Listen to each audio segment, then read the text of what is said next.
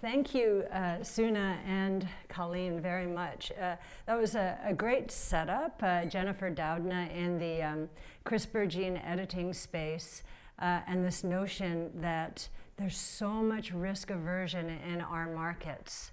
And I think it's because of the tech and telecom bust, and then the 08-09 meltdown, and the infiltration of, we love our compliance people, but the infiltration of, risk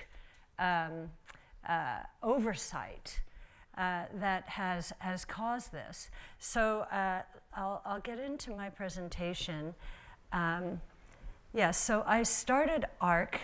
Innovation is key to growth. That is our tagline. And one of the reasons we use it is we've seen during this period of increasing risk aversion, we've seen companies begin to generate earnings to please shareholders and doing it with financial engineering. So cutting costs, leveraging up to buy back shares, and really losing the plot. They've lost their top line growth, and the poster children for this are GE and IBM. Previously blue chip stocks. So, the irony now that most investors believe that investing close to their benchmarks is playing it safe.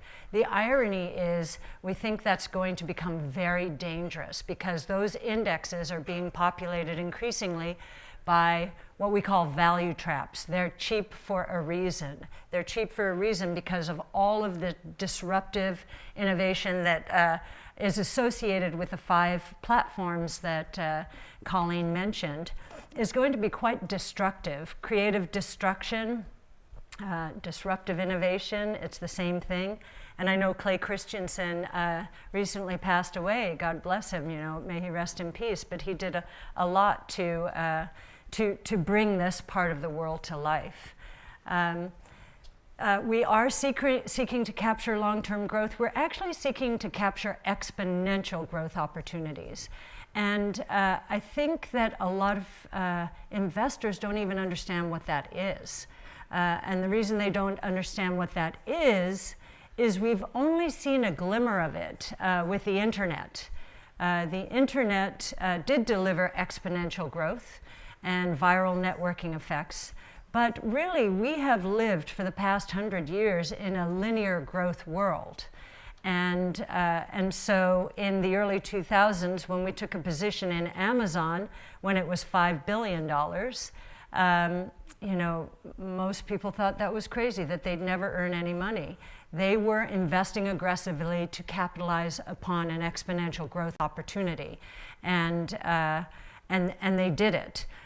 We think that is going to happen increasingly during the next 5 to 10 to 20 years as these innovation platforms take off. And we do believe that blockchain technology is going to be an integral part of that, and particularly the convergence of these platforms. Blockchain technology and artificial intelligence, I think, is going to be particularly powerful. But to give you a sense of our relationship with Bitcoin, how we started, Colleen gave you a good introduction. Our involvement with it predates when we wrote about it first. It actually started when Brett Winton, our director of research, and I were at AllianceBernstein together. He bought his first Bitcoin at $7 and then was very proud to hold it until it was $100, which you can see on this chart. He sold it at $100 and was very proud of himself. So when I founded ARC, he was one of the first people I wanted to join, and we talked about blockchain, but we didn't include it in our first platforms, innovation platforms. We really wanted to know what we were talking about. We wanted to battle test it from a research point of view. So it took us about a year until we wrote that first paper that Colleen mentioned, Bitcoin, a Disruptive Currency. We wrote that paper in collaboration with Art Laffer. Art Laffer's my mentor. I don't know how many of you know Laffer curve. Yes, Laffer curve, supply side economics. So what many people don't know about Art Laffer, they know him for his tax policy. They don't know him as a monetary scholar. His mentor was Robert Mundell, who won a Nobel Prize for monetary economics. And so when he agreed to collaborate with us on that paper, first of all, I was thrilled because he had been asked many times to collaborate with people on such papers and had refused to do so. The only way he would do it was to make sure that he understood every single thing in it and could buy in. We originally had the paper set up as one very long paper. The original disruptive currency, and then network security was the second part of it. He said he couldn't understand the second part of it, and it was just too tech-oriented for him, so he forced us to separate it into one. And he really took us through the ringer. Now at this time, and I should introduce Yassine El-Mandra. Yes, Yassine is ARC's secret weapon in the crypto world. He's our crypto analyst. So we do have an analyst dedicated to crypto. We do think it's that important. And we're seeing investment opportunities in the public markets, Square prominently among them, Matt being here. And we think it's going to be increasingly important. When we wrote this first paper, Chris Burniske, some of you may know Chris, was the author in collaboration with Art Laffer. He took Chris and me through the ringer, and I think because of that, we both now understand Bitcoin a lot better than we would have had he not been a collaborator. But I remember at one point just sitting with Art and saying, as we were going through this paper, I remember saying, Art, how big could this be? And he said, well, you know, it's really interesting. This is the first time I've seen a rules-based monetary policy that makes sense to me. Now, I don't think it's the right rule. But rules-based, they'll get there. So rules-based, what he was saying was, this is a quantitative rules-based monetary policy, mathematically metered to top out at 21 million units. Great for store of value use case. Not great for means of exchange, which demands in some way price stability. Now, even Bitcoin is more stable in price than the bolivar in Venezuela, but that's not where we're aiming to go here. And but what he said is, hey, I think they'll get there, and so I've been very interested in discussing that with anyone in the community over time. So we also took a position, and we were the first public asset managers to gain exposure to Bitcoin in September of 2015, when Bitcoin was $250. And we were fairly new. We had just started the firm. And I remember that one of the best known ETF journalists, and we had launched in an ETF, basically slammed us saying, well, yeah, right, great marketing gimmick. And many people thought I might be upset by that, but I wasn't. I actually was thrilled. You know, if someone is just not even willing to consider and just slams us without, looking at why we've invested in it, clearly he hadn't, then I know we're in such early days. So $250 to $20,000, we sold nothing until then. In the meantime, we wrote this other paper that Colleen mentioned, which was with Coinbase. And yes, being the first sharing economy company in the asset management world when it comes to research is paying dividends like I never expected. In fact, I believe that this is the way how most asset managers, especially if they're focused on innovation, are going to have to do this. The world is moving too fast. We cannot house research within one institution. It's going to become a very provincial way of thinking. So we are pushing our research into Twitter, LinkedIn, Medium, Telegram, any social network that will help our analysts engage with and become a part of the communities they are researching. That paper with Coinbase gave us data that we couldn't have written the paper about new asset class without that data. And Adam White, who is now president at BACT, of course, was the person we were working with at that time. Today, Yassine is working with Coinmetrics. I think I saw Nick Carter walk in somewhere. Oh, there he is. And I think and so it's going to be an extension of this paper and more. Because one of the things that we believe, and I learned recently at a meetup that I attended, is the biggest thing lacking in the institutional world is education. Knowledge is power, and so we want to make sure that we continue to blaze a trail in terms of educating. It's one of our missions as a firm is to educate. So Nick, thank you. We're really happy to be doing this and excited about publishing it. And then, not to belabor this too much, but we did end up better lucky than smart, I will tell you. And I'll get into it more when we talk about the different investment vehicles. But we did exit the bulk of our GBTC in late 17, early 18. And it was because it was for tax considerations and fiduciary responsibility. I'll get into that later. And then from an institutional point of view, what's been very exciting in the last year is, and I was shocked to be honest, I don't know if anyone from Cambridge is here, I wish they were actually. I was shocked to see that they had written a report. Consultants in our world typically don't lead in this way with innovation.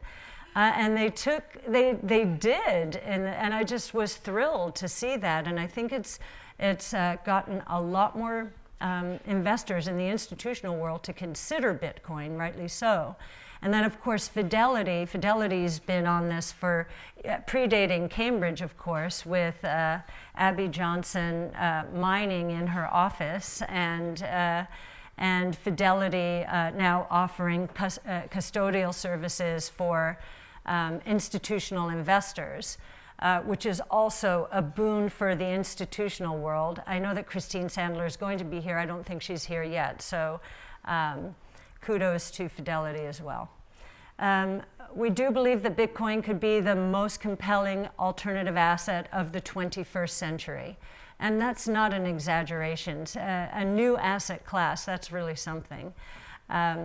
So from a strategic point of view, it is an incredible portfolio diversifier. I can tell you that from experience, and we've seen in the early days when we had Bitcoin in our portfolio, when the European sovereign debt crisis was flaring and Greece was threatening to leave the European Union, Bitcoin would move contra to the equity market. So negative or neutral correlations to be sure, and tail risk mitigation. I mean, if Greece had left the European Union, who knows what would have happened? It could have been 08, 09 squared or worse. And then appreciation potential. So today, the network value of Bitcoin, as you probably know, is about $165 billion. If we're right, there are three use cases here that today should be valued in the market. Today, the present value of these three use cases should be valued at $3 trillion. So this is about 20-fold higher than where we are right now. These are the use cases. So we know that in the emerging markets, there are a lot of problems. There's hyperinflation, which we know oh so well from Venezuela and now Argentina at 50% inflation. It's hard to believe. I have friends there. It's unbelievable that they're going through that. And they are using Bitcoin and dollars to protect themselves. So what we did here to gauge what that opportunity should be worth, you know, this currency demonetization in emerging markets. We took the money supply outside of the big four, outside of the US, Japan, Europe, and the UK. And we said, okay, let's say 5% of that money supply, the value of that money supply, of that $40 trillion, will go towards Bitcoin as citizens of those countries understand what risk, they do understand what risk they face because they've faced it time and again. It's a roller coaster. Let's say it's 5%. I think that's conservative. Present valuing that, and here we account, we're using a 10% discount rate, and we're accounting for the dilution of Bitcoin as supply inflation takes place over the next few years. That alone is worth a $1.1 trillion present valued, okay? We should be willing to pay that today if you believe that is a legitimate way of looking at this. Digital gold, store of value, 15%. Millennials don't want to own gold, right? And that's going to become increasingly the case. They want digital gold. That would be approaching another $1 trillion. And then the notion of confiscation of wealth. So here what we did is we took the number of individuals in the world with investable assets of $1 million, and we made the assumption that they will assume that there is a 5% chance in their lifetime of full confiscation of their wealth. So a 5% chance in their lifetime. And that opportunity is 1.3. So here you do see, here it is actually roughly $3 trillion. So we think, in other words, that Bitcoin is incredibly undervalued. There are many more use cases, but these are the three main ones. Now, why now? Well, from an institutional point of view, the infrastructure is starting to evolve and come into place. Bakkt, Fidelity, Cambridge, and Square. With Square Crypto, I mean, this is one company now, and Bakkt is owned by Intercontinental Exchange. These are two companies now in the public markets where this actually could move the needle. And so to have an analyst dedicated full-time to crypto no longer seems like a waste from the public asset manager's point of view. We would never have considered it a waste. And then the asset seized. I mean, who could have guessed that MBS would have seized wealth from his own cousins, right? Wouldn't they have done better if they had just put 5% into Bitcoin, like that confiscation of wealth example, and just carried the keys in their head or something and across borders? And then, of course, we saw the India demonetization and the prospect that that could happen in other emerging markets. You can see that this is becoming a big business. The fees paid cumulatively to date are about $1 billion. The miner revenue cumulatively to date about 14 billion. Transactions cumulatively about 2 trillion. And daily active addresses 720,000. So, you know, we're starting to gain critical mass here. Demand in the emerging markets is exploding. I think it's up tenfold in the last 2.5 years. This is more of a proxy for what's happening in Africa, what you see here. And then finally, this is my favorite chart. My background is economics, Art Laffer being my mentor. And this chart is pretty provocative. The share of countries' currencies losing more than 50% in purchasing power over 5 years. Now look at when that has happened. It happened when the Federal Reserve was established in 1913. So again, the dollar became de facto, or the beginning of the reserve currency. It happened again when the US confiscated gold in the 30s. It happened again in 1971 when the US went off the gold exchange standard. And it hasn't happened in quite some time, but now that we're going to QE infinity, and it's pretty unbelievable what's going on. And we're seeing issues in the repo markets and just kind of questions like what's going on out there.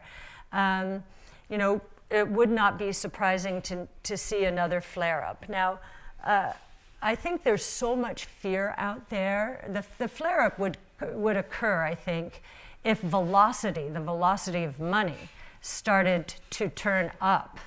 It has been falling for years now, certainly since 08, 09.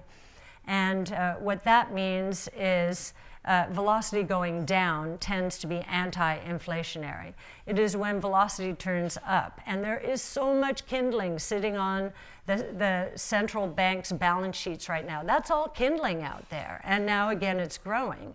And I probably don't have to speak to this audience on that, the fear of hyperinflation. But in the traditional asset management world, nobody thinks that's possible. And it's usually when people think something is not possible that it happens. So even I just told you, velocity is going down. I don't see that happening right now.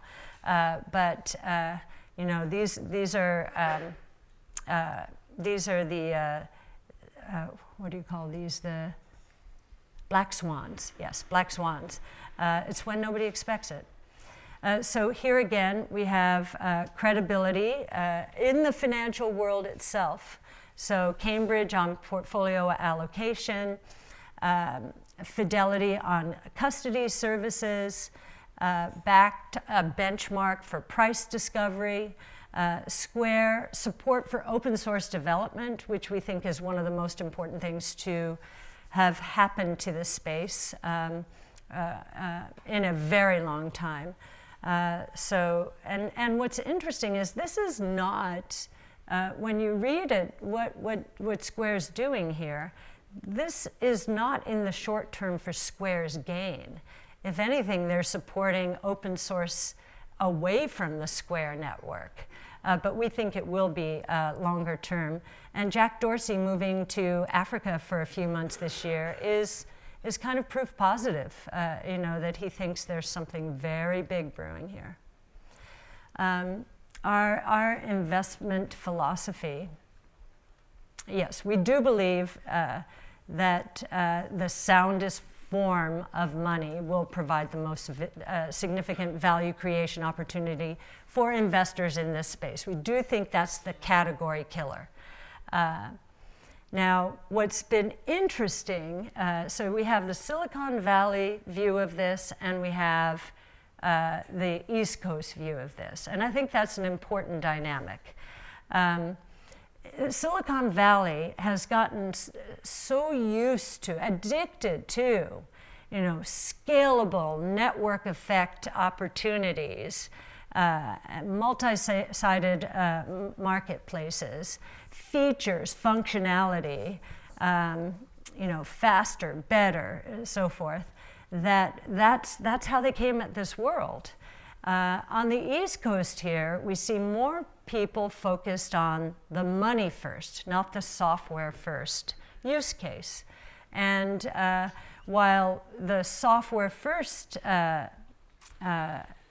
analysts or VCs will be focused on features, functionality, speed, and will consider Bitcoin's the slow processing of transactions to be a bug, of course, Bitcoin, the Bitcoin maximalists and others consider it to be a feature.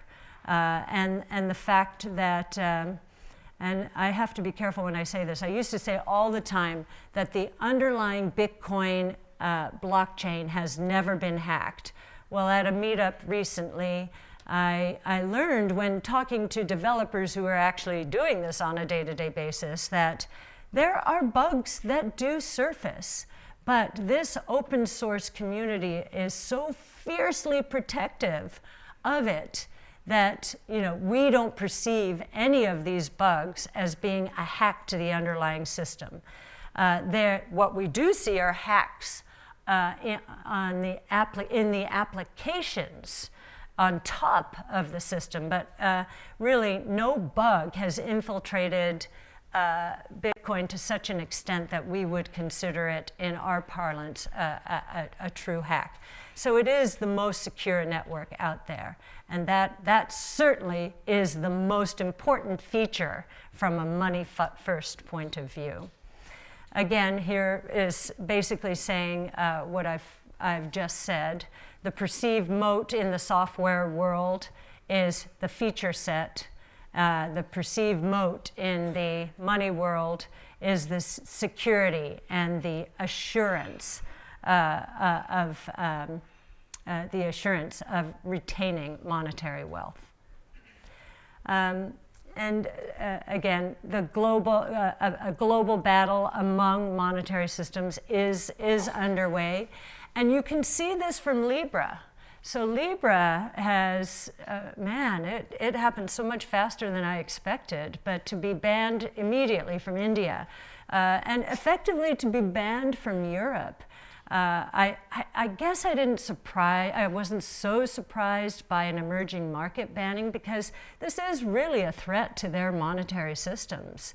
So that, I guess, wasn't surprising, but to see Europe come out and say, oh, no, not until we evaluate this completely will we allow Libra to be used in the European Union. And I don't know if there's been any modification of that. And I don't know if we don't know if Libra is really going to be successful at all because of this. But the reason Libra came under this kind of assault is there was one throat to choke. It was Facebook. And because Facebook, from a trust and security point of view, has become so out of favor, and it's popular among politicians to bash them, this was easy for them to do. So Bitcoin has no one throat to choke. And so, but we're thrilled that the politicians are really focused on Libra. It gives them a place to vent and say that they're doing something about this new monetary thing going on, when it's going to become pretty impossible to do that. And the longer it goes on like this, it will become impossible to do that with Bitcoin. So here, we do believe that Bitcoin is the likely winner for these reasons. And yes, the greatest Lindy effect. I'm back to, wow, really no serious hack to the underlying blockchain technology. That's what we want from our money. How am I doing on time? We're good? Okay, so I saw that the title of my presentation was this, and so I felt I should speak about it. No, I'm kidding. No, we actually agree with it. So assessing the crypto landscape, and you can see the crypto fund launches, and this is VCs and hedge funds. You can see they peaked in 2018, doubling down after the peak in the price at the end of 2017. So that's very normal to double down, buy on the dip. And now you can see they're basically exiting, and we know a lot of them are shutting down. 20% of all the funds launched in, all the VC and hedge funds launched in 2018 were crypto fund launches. Think about that. That's crazy.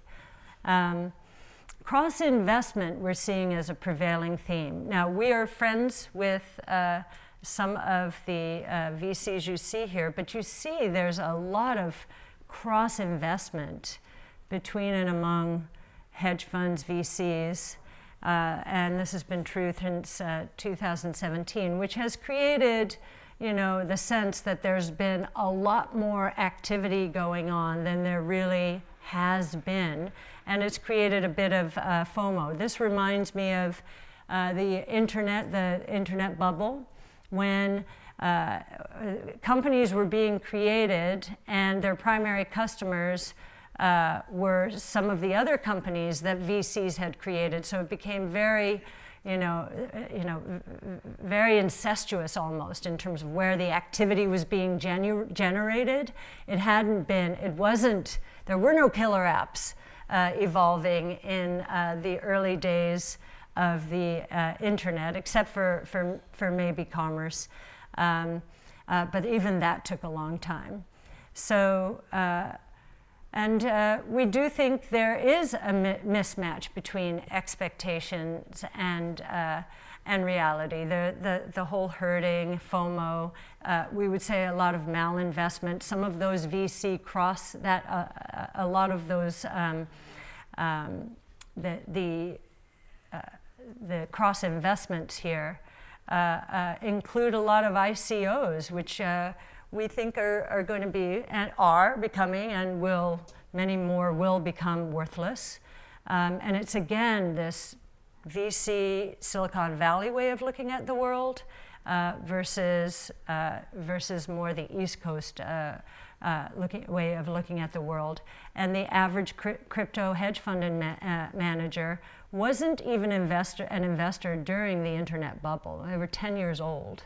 And so, they don't have the benefit of that experience. And, I can tell you, it's like Wile E. Coyote. If you went through the internet bubble, and all of these, it's Wile E. Coyote, and then you realize, boom, that was the crash. And they didn't understand that can happen because they didn't live through that, and so they've had to learn the hard way.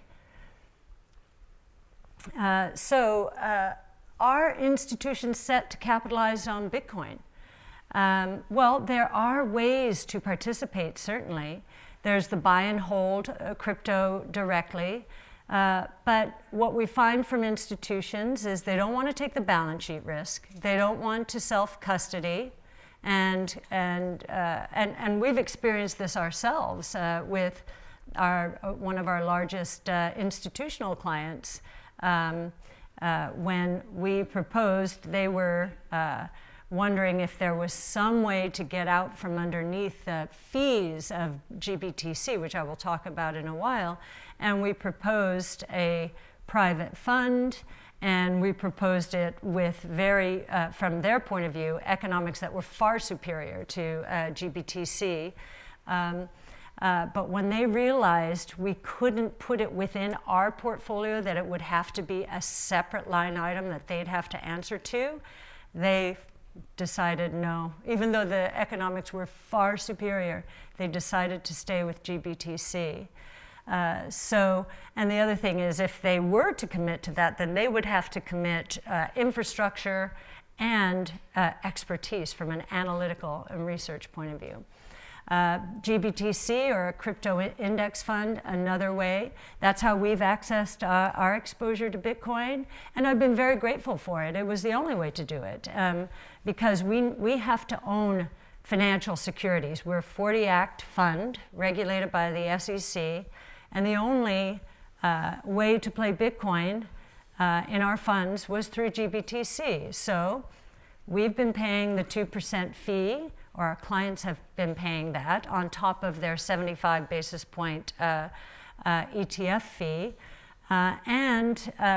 While we got in the early days when GBTC was not selling at a premium, in fact, we got in, it was selling at a discount. Everybody, it was in such disrepute at the time.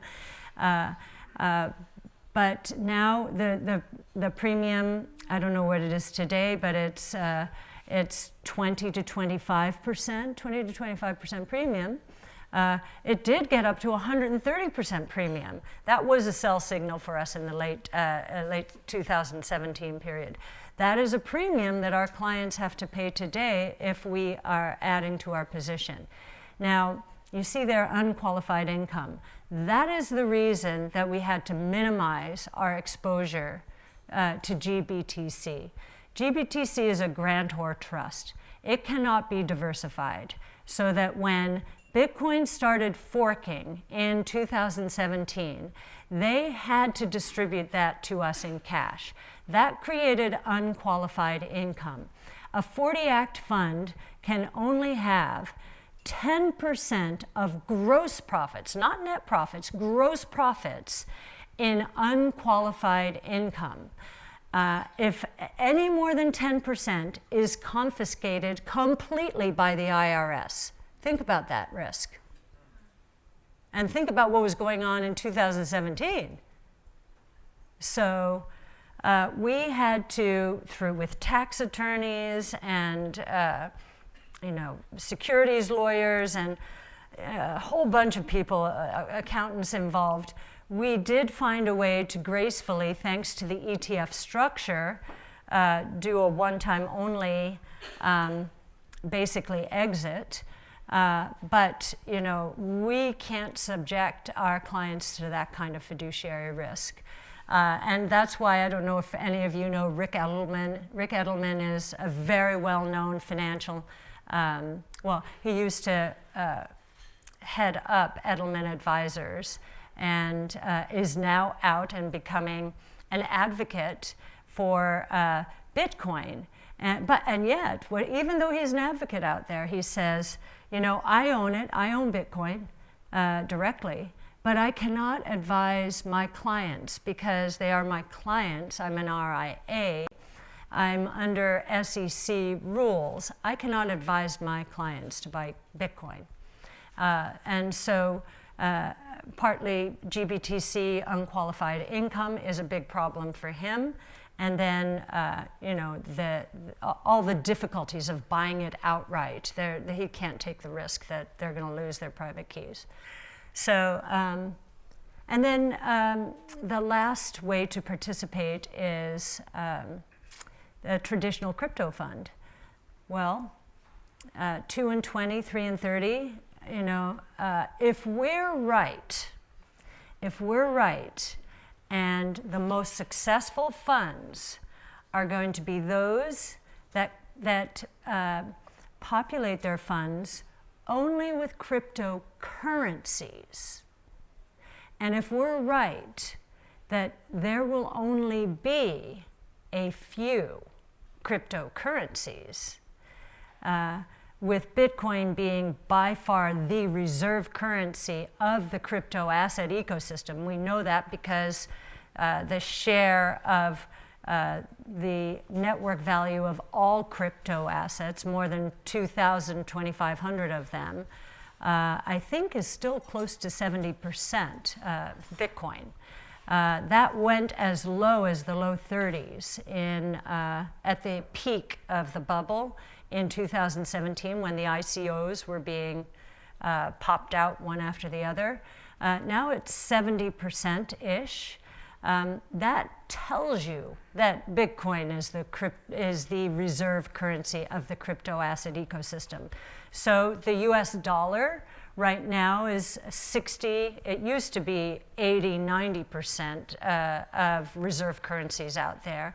Now it's down to 60% with the euro, the yen, and the pound, the balance. And maybe the yuan is included in there now.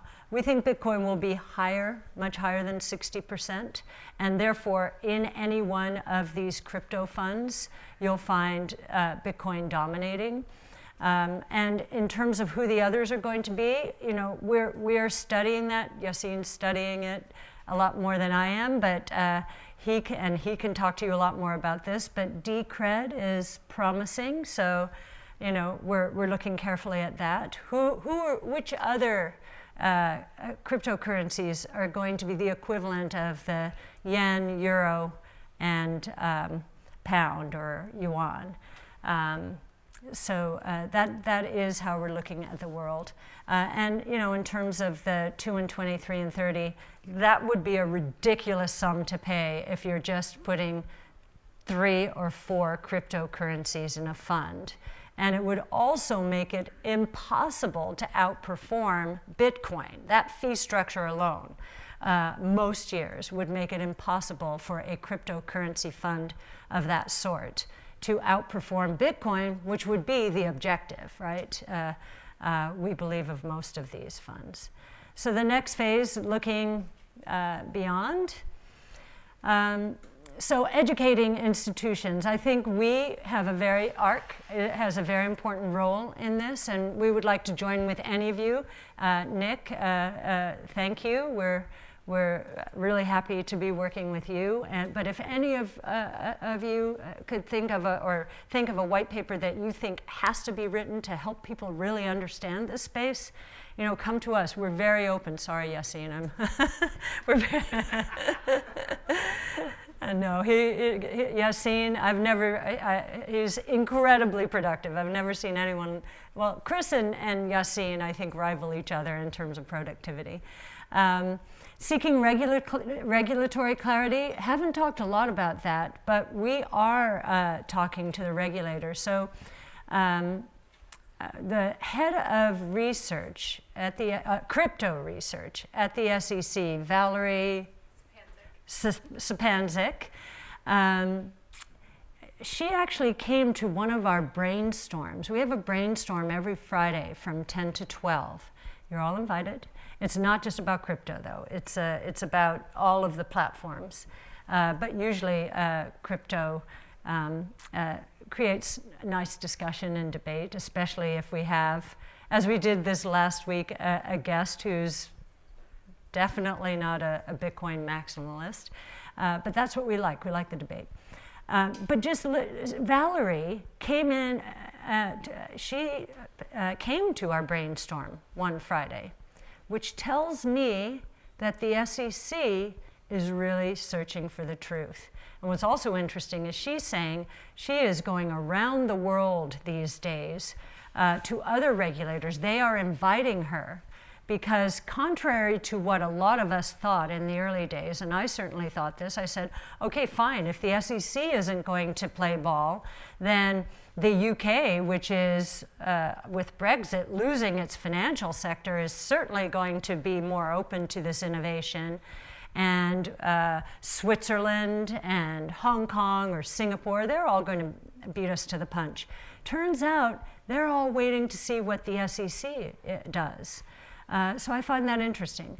I also found it interesting that Valerie's, her parents are scientists, and she, I believe, is either a physicist or she also has science in her background and technology. So this is not a normal financial person looking at this and eyes glaze over.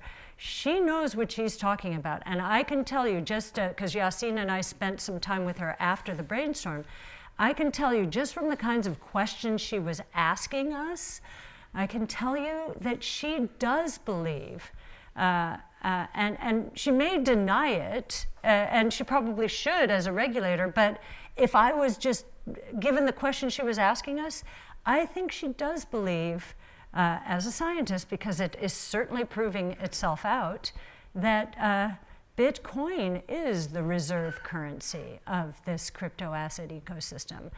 And as a portfolio manager, while we can't own, and I have to tell you, we were banned from the wirehouses. We could, because we had GBTC in our portfolios. Here we're a fledgling company, bleeding cash flow, and we can't get on the wirehouse platforms because we own GBTC. So we have taken it out of our flagship fund. We still own it in our next generation internet fund. And we do own it in our discretionary funds, including the institutional one I mentioned.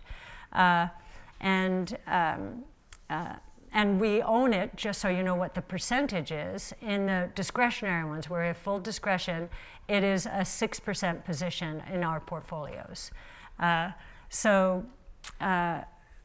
we believe that Valerie has it right, and that the regulators, while Jay Clayton doesn't have it right, that this is going to bubble up from inside the SEC, and the power of her analysis will win the day. That's what I think. I think that's what Yassine thinks as well. And of course, the deepening market infrastructure is critically important to making institutional happen. This is actually my last slide. So we've got 10 minutes for questions if there are any.